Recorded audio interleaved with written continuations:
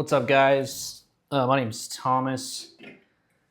I'm the owner and founder of Bright House. And what I'm going to do today is long form talking about solar on the customer side. So, this is like from the viewpoint of a customer, what's going on with solar, what's 2026 look like with the tax credits going away, what's interesting to me, what's going to be interesting to you guys more so, common solar scams and fraud that's going on. And I think that's something that people should talk about.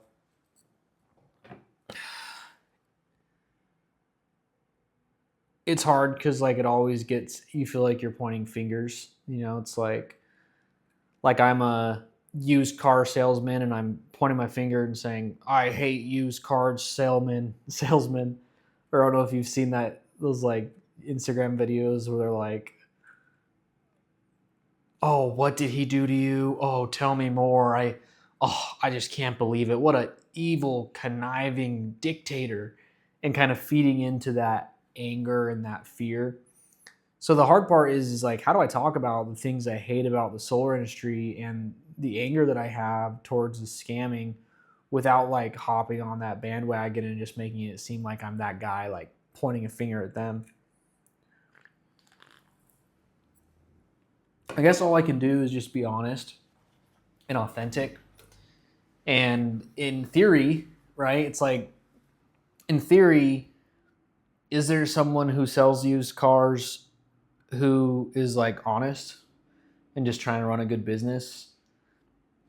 It's as long as you're being honest, right? I think the problem with used cars is when they're selling you, they're saying whatever it takes to get you out the door, and then you find out in a week or two that the car was a dud. That's not right. I think that's really zooming in is it's when a salesperson is deceiving you, saying whatever it's going to take to close the deal, and they don't really have your best interests in mind. That's what we're trying to avoid. And is there sales guys that aren't like that in cars? Absolutely. So same thing in solar. You can't really say, oh, solar is just a big scam. It doesn't work, right? The government uses it, PG&E uses it, NASA uses it. You can't say solar technology doesn't work or that it's not effective. You can just say that yours doesn't work. And why doesn't it work? You the same thing with the used car analogy. You aren't oh, cars are a scam. It's no, you got scammed. And it wasn't the car, it was the salesman. So does solar work? Yes. Is it a better alternative to PG&E? And can it be less than PG&E? Yes. Part of the problem is there's all these markets throughout the whole country. When I was selling solar in Texas, I feel like you could pretty justifiably say that wasn't what was best for the customers. That's what I feel like if you actually look at the data is true argument. And now they've got some different programs now. And when I was out there, it was my first month or two selling solar, and they just whatever your sales manager tells you to sell, you go and do it. Kind of if you're not the mechanic and you're just the car sales guy, and the car sales guy manager is go out and sell it, whatever it says, tell them it's the best, get it sold. So you get it sold, but you're not the mechanic, so you didn't know that it was going to break, but someone knew. So and when I was selling solar in 2020 in Texas, I think the reality is that a lot of those homeowners probably weren't going to get qualified for the tax credit. And then the program we were doing at the time, it was Go Green or something, Spruce Power, that was going to buy back the power so they could put the panels up and the power company was going to buy it back dollar for dollar. That was cool at the time, but a year or two after we sold them, that wasn't a grandfathered in for the whole time type of thing. They bought that with the assumption that that would carry on for the whole term. And then later the power company changed the rules and they weren't doing one-to-one anymore. And again, you might wipe your hands of it as a salesperson and say, well, I'm not a tax professional and I'm not a power company professional. What would I have to do? Know everything in the world in order to speak with confidence and sell a product? No, my job is to sell stuff. And this is the way good men, in my opinion, talk themselves into this deception, I think that it's really just as simple as you're ignorant until you're not, right? Like God's not going to judge you for what you didn't know, but he will judge you for refusing to gain knowledge that is important to, discuss in your industry. Like we're just refusing to gain some sort of knowledge because deep down, like you want to have that claim to ignorance. So the refusal of knowledge for that, desire is wrong. But also when you see and observe things and you just refuse to acknowledge it, like really commonly in the industry is this race to the bottom with red lines. Like everyone's selling it as cheap as they can as installers. Sales guys are selling it as high as they can above that. And the dealers say, well, wow, this is a sexy deal. I'm getting a super low red line. Like, well, aren't you concerned the installer is going to go out of business at that red line? No. Like, their contracts are legit. They're the ones obligated to take care of the customer. I'm just selling it. So, my job is to be honest with what the warranties are. It's not my job to maintain the warranties. Yeah, I get that. But after you've seen it once or twice, after you've seen for Sunnova and you saw it with SunPower, like eventually you're no longer ignorant in this. Eventually you know that this is some sort of Ponzi scheme that's not working. So that is the problem with solar. Why is solar a Ponzi scheme? Because no one's properly allocated the time to, or the due diligence to determine what the maintenance is going to cost. So they talk the installers down to their bare bones. They have the material cost and the labor cost. Then after all that's said and done, they might on paper make $3,000. And at the end of the year, they install 1,000 deals, and on paper they made $3 million. But what is the cost of maintaining those systems for 10 years? Because that's what the contract says at minimum. Every time they call you out, you got to go see why it's failing. Is it your issue? Is it a manufacturer issue? A truck roll costs $300, so 300 times 10 is $3,000. Assuming that you didn't do anything wrong, right? And that's just not true. Like you're going to make mistakes. You're going to have to go back and fix things. There's going to be clawbacks. There has to be a whole part of your business that's allocated to taking care of business, not even getting into workers' comp and insurance and overhead and everything else that you have to take care of besides labor and materials. And so it'd be one thing if you were in the home with the homeowners and you're like, yeah, look, we're going to give you labor and materials. Here's the material cost. Here's the labor cost. And then you're going to have it. But that's not what we're selling. We're selling this all-in-one solution, this 25-year solution that homeowners can count on all their warranties being robust. And this solution is the reason that we're providing you so much value. And it's really justifiable to match the price with PG&E. Not really if you don't think that your installer is actually going to be around to honor those warranties, and they're going to have to sell it to the next guy, and the service is going to be bad, and they're going to have to come out of pocket in 5 years to actually get it working, and blah, blah, blah, blah, blah. So that's the Ponzi of solar. Ponzi is the solar installers think they're making money. The sales guys don't care about the installers. They're not one company. They're slinging on deals as high as they can.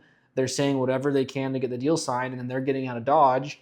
And the EPC's like, ooh, I'm going to make $3 million this year, and then I'm going to take the money and go out of business instead of, putting the money into keeping my promises. So it's just like, let's see how much money we can get, and then when we can cut the cord and go. Well, that's what a Ponzi scheme is.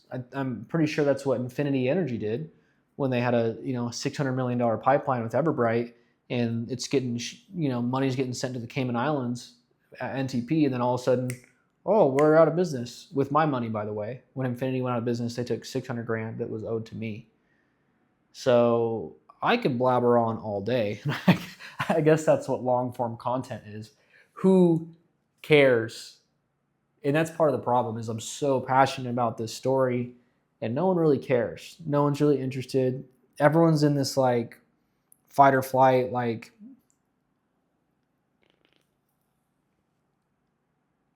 you can't sit here for an hour and a half and understand everything there is to do with solar and then make a perfectly educated decision. Because even whoever you're listening to is going to have biases and, incorrect implications. And, oh, I did my research on that guy, but that guy was just a sales manager for that company. He didn't actually know anything about anything. let alone the tax credit. There's so many different types of expertise, whether it's the panels or the new batteries. There's no expert on the new batteries. They just came out. To be an expert, you have to do something for 10 years. And then, the tax credit just came out. The tax code was just released. No one knows. It's like, if you listen to one guy, he can speak super confidently, and then you'll go talk to the next guy, and he's like, oh, that's exactly wrong. So you get to the spot where almost the more research you do, the more confused you'll be. So let's talk about the number one scams in the industry right now that I've seen personally that are unbelievable. The biggest one to me probably is people just signing for customers and doing their welcome call. So these sales guys, they make $5,000 for signing someone up or more. They can make more. And somehow you get broke people in that position all the time, where there's like, even if they have money, it's like they think broke. They think in the form of scarcity. Like, they're not trying to serve their customers. They're trying to take from them and get out of Dodge. And they don't get a lot of referrals after year 1 or year 2, and so customers actually see what the implications are. But they're just going to go to a market, sign everyone up, and get out of the market. So when they're there, they aren't held accountable, right? It's the installers and the financiers that are going to be held accountable to the customer's outcomes. So their idea is, I'll come in, I'll do whatever it takes to get the deal signed. And what this looks like is creating an email for the person, signing it on their phone, say, oh, I'll just take care of that for you. Oh yeah, it's all good, it's all done. What was your date of birth? That's all I really need. And then even really commonly doing the welcome call for homeowners. Yeah, so that's pretty much it. Yeah, it's just going to be $200. Cancel anytime. This is absolutely terrible scam that's going on right now in Fresno. I want to go I literally want to go Rambo on these people, telling homeowners, oh bro, just try it out for 6 months. You can cancel anytime. The funder and the tax credit, man, the tax credit was realized and sold based on the estimation of the total value of the contract and the taxes and the payments and the tax credits that are going to be paid, and has to be in service for 5 years, or else the tax credit is going to be clawed back in an audit. Not to mention just the money. If I go and spend $10,000 on solar panels and $15,000, $20,000 on batteries and $10,000 for someone to install it and $5,000 for the marketing, and then you're going to tell that customer, oh, like, you can cancel anytime you want? No, like, you bought it. Like, I already incurred all this cost. I would lose so much money to go take it off your roof. First of all, just taking it off your roof would cost $5,000, let alone reinstalling it somewhere else. Plus, whoever you're reinstalling it on, do they want used equipment? No.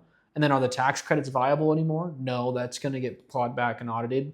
It's so absurd for financiers and installers to make such an investment with a homeowner, and the homeowner's thinking to themselves, I can cancel anytime, I'm just trying this out.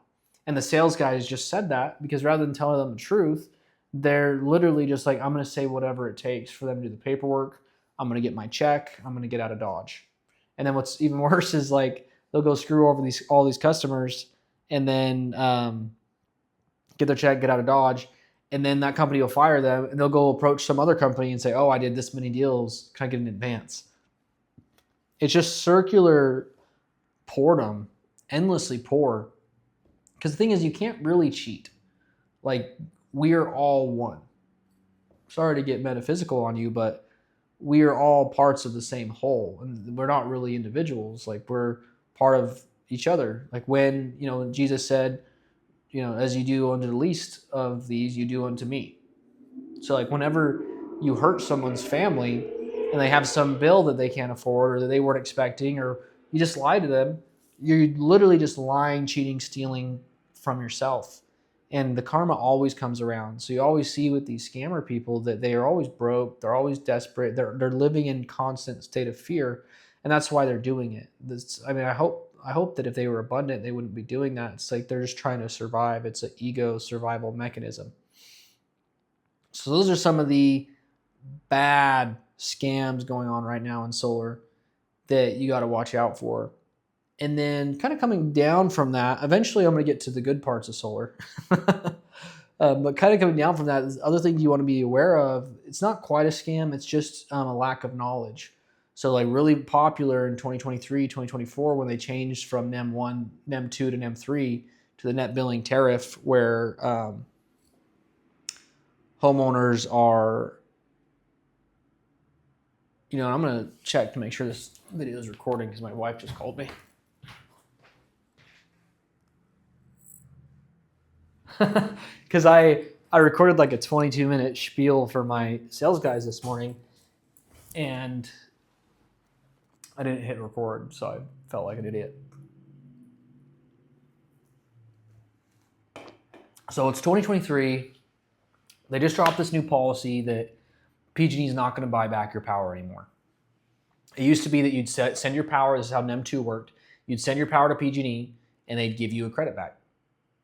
Period. Same thing that they would have charged you. So dollar for dollar, whatever the power was worth. So during the day, power is worth 45 cents. They get a kilowatt hour exported from you. You get 45 cents onto your, rebate, refund, or, piggy bank of credits that they allocate for you.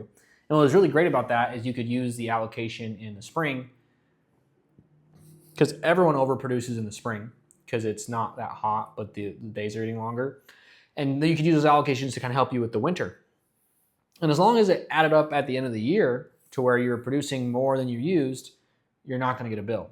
If you are over a 12-month period using more than you produced, then you're going to get that true-up bill that everyone hates.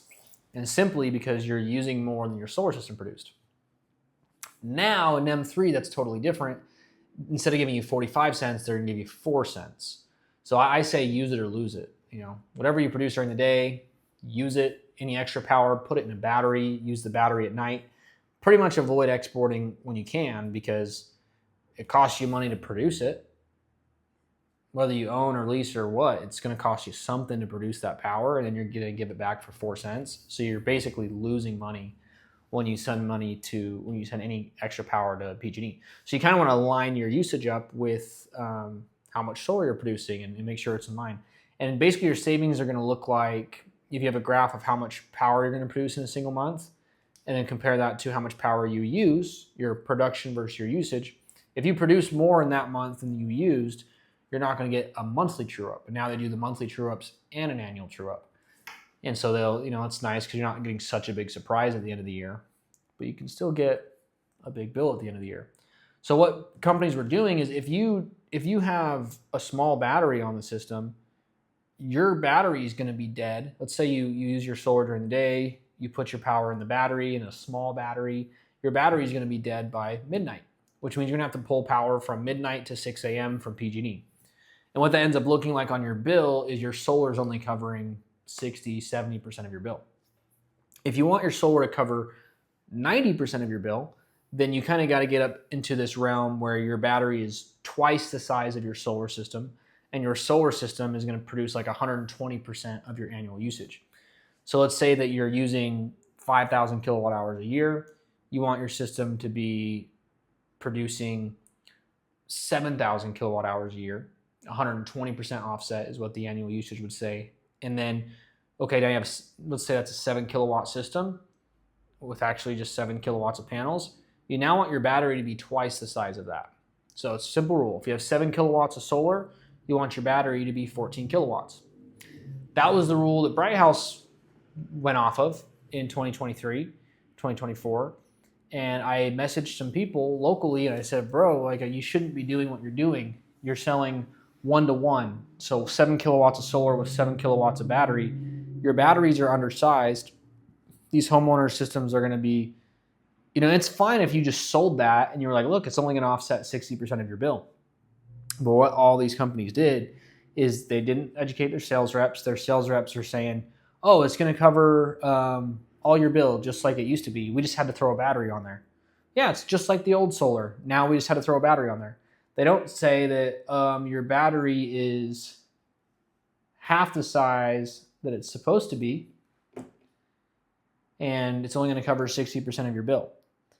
So and then you get in a bidding war, and they're like, Thomas, why is your bid $8,000 more than this guy's? It's like, well, I have 8 kilowatts more of battery. It's not money going to me. That's just for your bigger battery. Well, that guy told me that I don't need a bigger battery. I'm like, yeah, but he's just a sales guy. He doesn't know what he's talking about.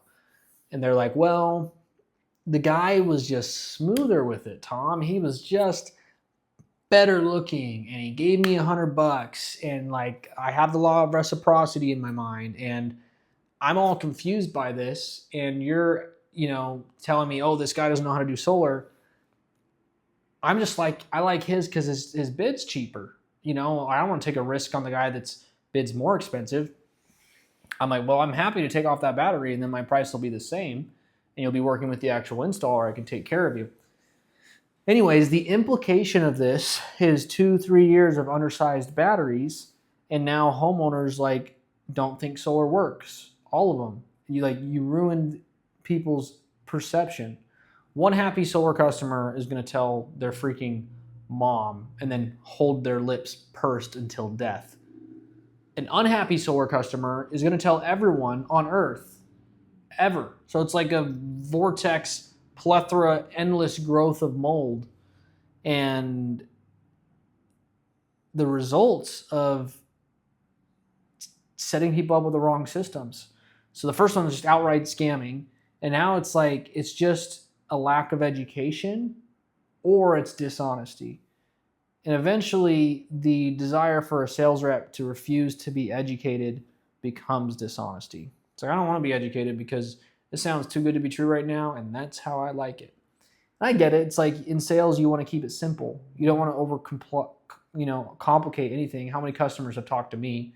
Not that any of my customers are going to watch this, but they're going to watch this and be like, yeah, he did tell me too much, and it got kind of confusing, so I couldn't move forward. Yeah, I hear you. And I definitely try to keep it really simple. But when I do, I always get those customers coming back to me, hey, I didn't understand this concept, or you didn't explain this. No, I did. I absolutely did. So-and-so was there. But I said it one time, and I tried to keep it simple. I didn't give you a quiz afterwards to say, hey, the tax credit's coming next year. So what? Now we've talked about a lot of negative stuff in solar. So what would be some good stuff to talk about in solar? So, I can save you half of what you're paying PG&E right now in this market. I've got some incredible hookups and some funds that were allocated for safe harboring in 2025, so that not only do I have the far more affordable panels and batteries before all this tariffs and everything has gone up, but I can get the tax credit for homeowners. So what it's looking like is my quotes are coming in about where a Sunrun quote will come. No hate to Sunrun, but my quote will come in at the same price, but the price doesn't increase. The leases and the PPAs, they go up 3.5% every year, which isn't bad. At least you know what it's going up, unlike PG&E where it's going to be 10% or maybe 20% or whatever they feel like because they have a monopoly. If PG&E came and knocked on your door and they said, hey, Tom, I know that solar's been trying to steal our business from us. So what we're willing to do is lock in a rate guarantee that we're only going to increase our rate at about what inflation has been, 3.5%. We promise on a contract, our rate's never going to go up more than 3.5%. It's kind of like if a landlord did that for you, you'd probably sign it. You're like, 3.5% isn't great, but that's about what I'm seeing with the depreciation of the dollar. And I do not want to just one day have my rent double or increase 30% and I can't do anything because I don't own it. So it gives you like some security in, well, as long as my wages increase 3%, which I think people's wages might even increase on Social Security by 3%. They adjust for inflation. So I get it. That's cool. And like, I understand why people do PPAs, and I'm happy to do PPAs. I actually do PPAs through Sunrun. Although I must put in Sunrun. I recently put a lead into Sunrun, and it turned out I couldn't run it through Sunrun because you can't do add-on systems. And then someone from Sunrun calls them. Someone from Sunrun calls them and says, hey, we've got a special deal for you with free batteries. My homeowner calls me like, hey, I already signed up with you. I don't want to do you dirty. Why are they making me this offer? I thought I was working with you. So Sunrun has some sort of leak where if I put info into their portal, some Sunrun guy is going to call my customers and try to undercut me. So Sunrun should fix that. I wish that Sunrun would call me. I wish they'd like, hey, Thomas, we want to work with you. We want to figure out what we could possibly do to stop the fraud at Sunrun. Because I don't think the higher ups at Sunrun are like, oh yeah, tell the customers that we can cancel at any time. But they don't have the scrutiny. Like they have a culture of turning a blind eye. Like the leaders at Sunrun know that there's dishonesty going on in the home, and there's just a culture of turning a blind eye to that. It's true. It's true. They pursue deals. I think it's part of that problem, like stay in business. Like we got to stay alive type of thing. We need deals to stay alive. We got to sell deals. So what's the solution? I don't know. Direct to consumer. That's something I'm trying to do. Like, wouldn't it make sense? Sunrun, like you can't even use their portal. You have to like basically call them and ask them to build it for them. Because it's just hard. But if you're the sales guy calling Sunrun to build the proposals so you can sell the customer, like what do we need to do just to have the customer call Sunrun directly and sign themselves up without the sales guy leading them astray in any way?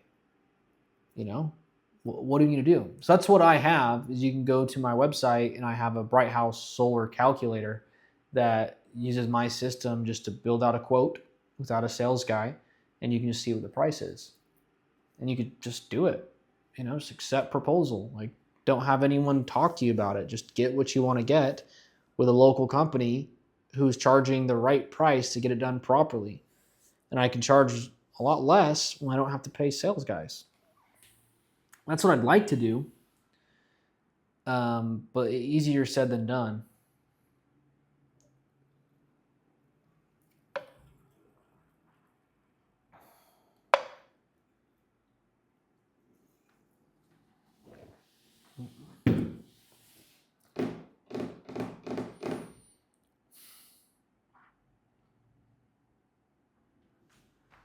So what it ends up looking like, and by the way, the reason I'm in Fresno, California, that wasn't born and raised here, but I did move here in 2022. I sold here in 2021, but I moved to Boise, then I moved back.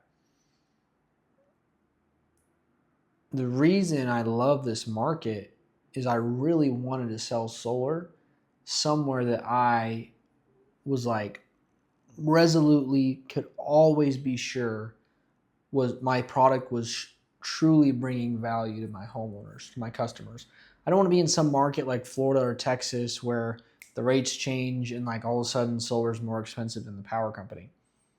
Like in California, they're paying 40 cents, 50 cents, 60 cents per kilowatt hour for electricity.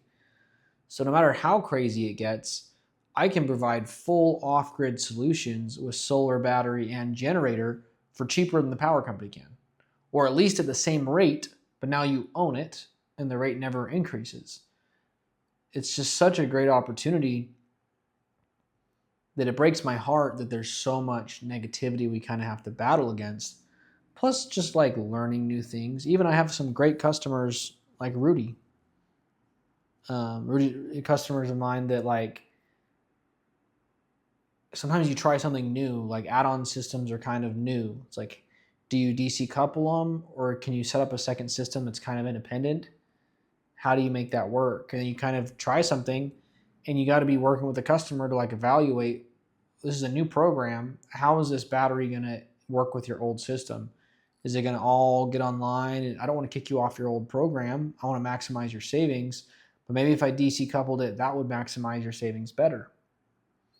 And, you kind of got to understand that going solar isn't going to be a perfect process. There's going to be some hiccups. There's going to be some issues. There's always stuff going on with the county and the city to get these jobs done properly and get them turned on. And it's not really the assumption that we're not going to make any mistakes. It's just how persistent you are at pushing through and solving those mistakes, which is a lot easier for me, because I'm doing 30 installs a month instead of 1,000. And so I have high quality eyes on every single one of our jobs and every single one of our customers. And even then, I know customers that feel like they don't have a perfect experience. And I'm like, oh my gosh, like if you knew what it would have been like with any of the other companies I would have put you through in the past, because that's what I used to be, is just a dealer. But now I'm an installer and I'm controlling the process. And man, I would have loved if they did this, this, and that. But homeowners don't care about what you know about how the process is better.